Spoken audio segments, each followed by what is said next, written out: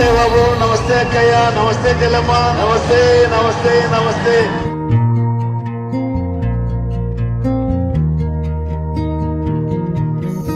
పాలకుడు అంటే ఎలా ఉండాలో ప్రజాస్వామ్య దేశంలో చేసి చూపించారు డాక్టర్ వైఎస్ రాజశేఖర రెడ్డి గారు. ప్రతి ఒక్క పేద విద్యార్థి గుండె చప్పుడు దివంగత డాక్టర్ వైఎస్ రాజశేఖర రెడ్డి గారు అని నేను ధైర్యంగా చెప్పగలుగుతున్నాను.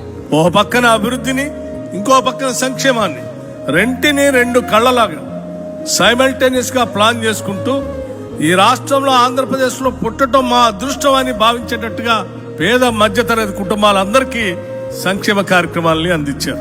నేను చెప్తా ఉన్నా మీ ముందు ఆయన ఆరోగ్యశ్రీ అని ఒక పథకం తెచ్చిండు. ది బెస్ట్ స్కీమ్ అది. చరిత్ర ఉంది, చరిత్ర. ఇప్పుడు రాజశేఖర రెడ్డి గారు ఓ చరిత్ర ఉంది. నమ్మినోనికి ప్రాణం ఇచ్చేటోళ్ళు వైఎస్ కుటుంబం. వైఎస్ రాజశేఖర రెడ్డి కావచ్చు, జగన్మోహన్ రెడ్డి కావచ్చు. ఆత్మీయత ధైర్యం ఉండేది. తన నమ్ముకున్న వాళ్ళ మనుషుల పట్ల చాలా కన్సర్న్ ఉండే మనిషి. లోపల ఒకటి బయట ఒకటి లేని రాజకీయ నాయకుడు. అందుకోసమే రాజశేఖర రెడ్డి ఉన్నంత కాలం కూడా most of the Brahmins voted for Congress party. Not because Brahmins supported Congress party, but because Rajశేఖర Reddy was there, people voted for him. And I would say that I would always remember few leaders in my life.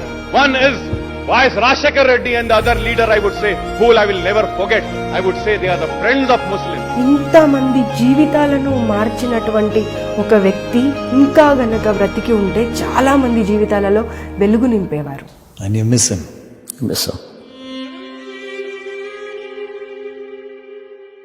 రాజకీయాలలో వచ్చినప్పుడు నానప్పుడు ఒక మాట అంటూ ఉండేవాడు, ఎన్నాళ్ళు బతికామన్నది కాదు ముఖ్యం, బ్రతికినంత కాలం మనం ఎలా బతికామన్నదే ముఖ్యము అని. ఆ మహానేత, ఆ దివంగత నేత, ఆ ప్రీతమ నాయకుడు రాజశేఖర రెడ్డి గారు చనిపోయిన తర్వాత కూడా ఏ రకంగా ప్రతి మనిషి హృదయంలో బతికే ఉన్నాడు, ప్రతి గుండె చప్పుడులో ఏ రకంగా బతికే ఉన్నాడు, అంతకన్నా గొప్ప పరిపాలన ఇచ్చేందుకు నేనున్నాను అని మీ అందరికీ కూడా ఖచ్చితంగా భరోసా ఇస్తూ చెప్తా ఉన్నా. నువ్వే కదా, నువ్వే కదా సితార నా కలకి,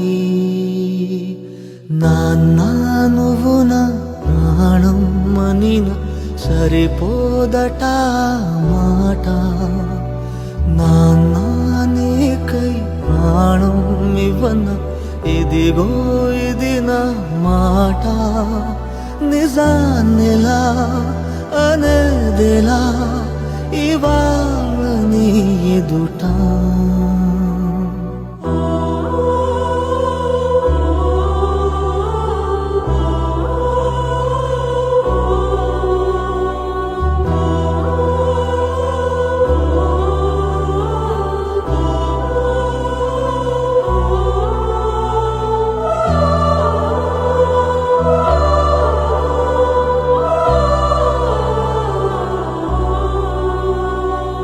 ఇదే నా ఎకనామిక్స్, ఇదే నా పాలిటిక్స్, ఇదే నా తండ్రిని చూసి నేర్చుకున్న హిస్టరీ.